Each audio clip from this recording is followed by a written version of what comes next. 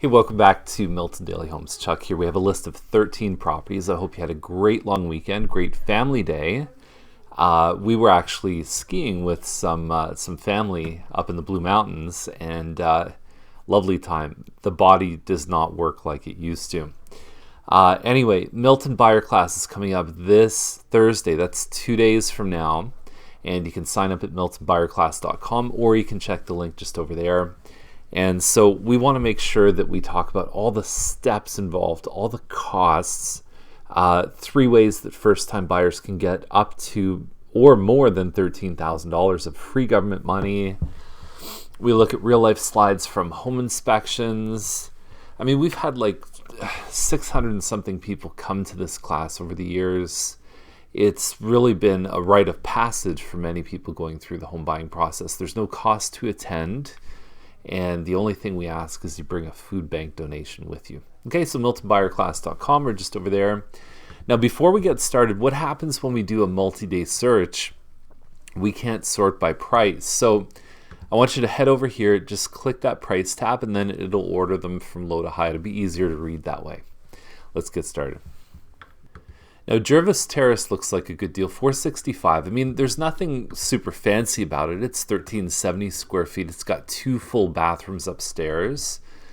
You've got hardwood floor on the main level. It's an open concept layout. But the thing is that the last few sales of this model, maybe in a little bit better shape, but with finished basements have sold for $500,000. So if you take the finished basement away, because this one doesn't have it, I mean, the value of a finished basement on a home like this is probably $10,000 to $15,000. My math equation puts this price higher than this. And we've seen many examples of homes, even in this size category, that have gone for more than this. So I think this is a really strong deal.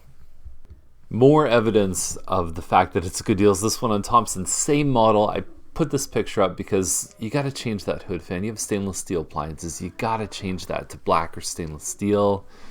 But you now have a busier street, same model, for the same price. Got to take Jervis. My third example is another one on Jervis Terrace at $484,900. Now this, you lose a bathroom and you lose almost 100 square feet. They've done some, I guess, well, they painted the casings on the doors. I don't even know if that's a positive feature. I like how they open this up, because usually this is actually a like a closed off drywall kind of thing. So that's a good feature. But it's not really much better, and it has a lot of clutter to it, which doesn't make it show as well. But it's a smaller house, and they're asking $20,000 more. Got to go with the first one.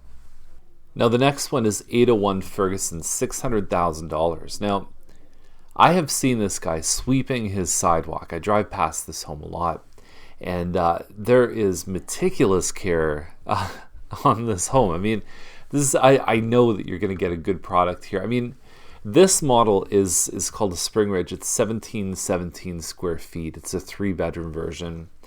And there's no finished basement. You side onto green space, and you also have a bigger lot, probably about 40% bigger than the average semi-lot in the area. So anyway, you can see the walkway here. You can see the diagonal flooring, the crown molding. You've got the upgraded countertops here. If this one didn't have the bigger lot or the green space, I would say that they'd probably be floating around maybe 530, 540 kind of thing, for what the house is. So that's probably my estimate of what you're paying for the lot plus the green space. I don't know. I mean, Ferguson can be a bit of a busier street, but you are set back further. You can see there's 1 and 2 car parking here. I don't know. It'd be interesting to see what happens with this one. I think that the impression would be better in warm weather. But I mean, they've tried to fill that in with shots through the warmer months. Who knows?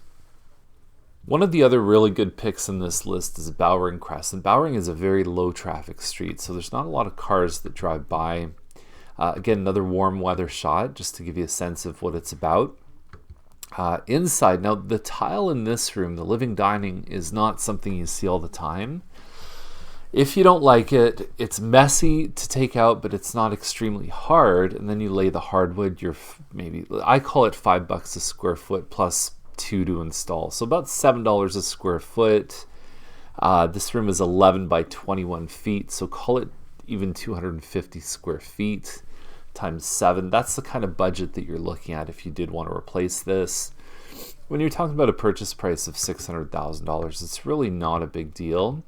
But people want move-in ready. That's the thing. So, I mean, if it doesn't appeal to the audience, then who knows? Next thing I want to talk about, the spindles here look like they're a little bit tighter than the ones up here. I love how this is open, though. I think this is a great thing to open this up. Usually it's not. Usually this is all drywall. I think it creates a much more open space. I think it also allows the interaction between the basement and the upstairs to be a little bit better. But I think if you're going to do something like this, you have to really match things up really well. The other thing that I think makes this one good, finished basement. So for the size plus the finished basement, I think this price isn't that far off. Then you've got the green space. I'll tell you, all together, it's a nice package.